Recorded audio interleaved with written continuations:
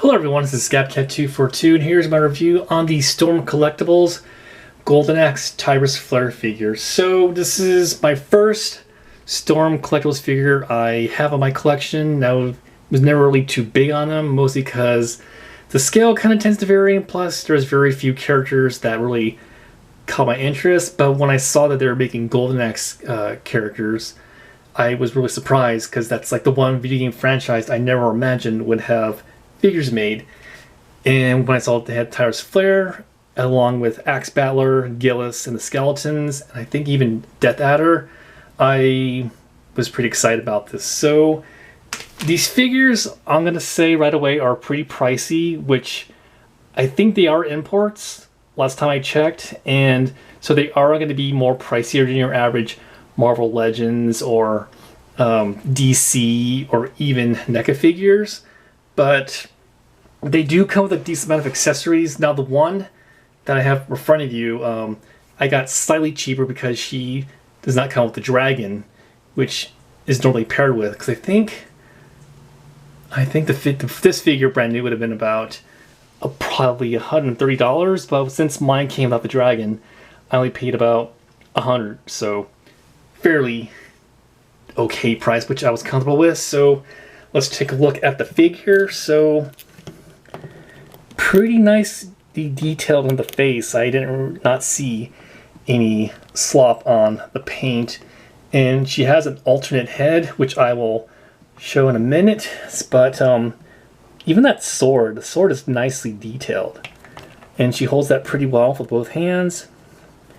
Now, the one thing that I did not know about Storm Collectibles, so the figures are comprised of regular solid plastic and rubber material. So her bottom part and her chest is made out of a flexible rubber material, which sometimes gets in the way of articulation, but it does its purpose. But I'm a little worried over time if that rubber starts to degrade, because I guess it depends on how it's stored, but that's my only concern about the material on this figure. So again, holds the sword pretty nice. And let's take a look at her head sculpt.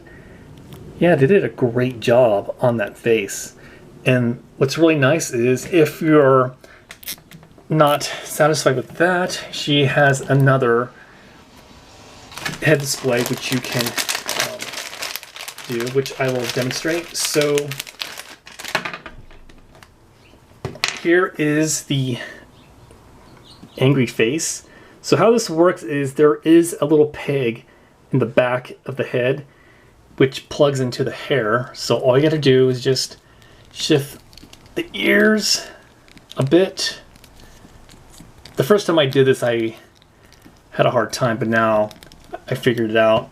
And then her bangs, just same thing, goes into place.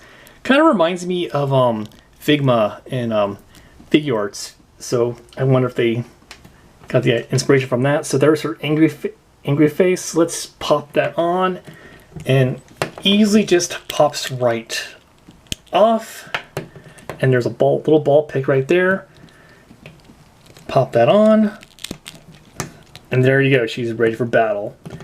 So aside from the other accessories in her sword and her interchangeable hair and heads, she comes with another set of hands.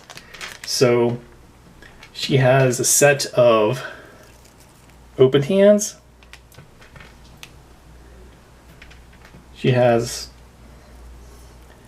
a pair of punching hands, a couple pointing hands, and I guess a grasping hand. I don't know what I did with the other one, but she has two pairs of those. And as for the figure itself and its articulation, it's pretty good. So head is on that ball joint, so can turn.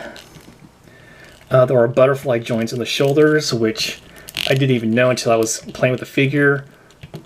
Arms move like that, side to side. There was a elbow swivel right there with a ball joint. There is a wrist articulation, so you're able to hold that sword pretty good.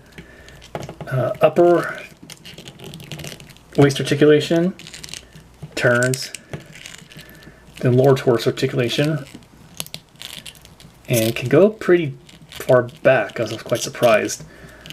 Ball joints in the legs, and there is interest. Now, oh yeah, that's one thing I gotta say. Kind of bothers me how the joints kind of stick out, even in the legs. So, and then yeah, right here. So the double joints are really present. Wish there was a way to could have did that a little better, but it is what it is. So yeah, double joints in the knees. There is an boot swivel. For some reason, the one had some issues moving that one, but this one was fine. Pretty good ankle pivot, toe hinge, which I'm not a fan of these. I don't know why they put them on figures, but I guess for some people like to post their figures, it helps for some, I guess. But pretty cool figure. Definitely in the more pricier range, so I would not recommend if you're on a budget, but I think it was a pretty cool figure. So let's do a size comparison. So their Storm Collectible figures generally about, I want to say they're above 6 inches, maybe a little taller, close in the 7-inch realm. So we'll compare to some other figure lines. So here she is next to a Marvel Legends. So as you can see, she's way taller.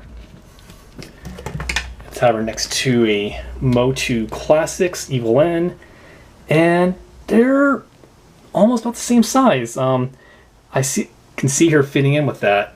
And then let's have her next to a NECA figure.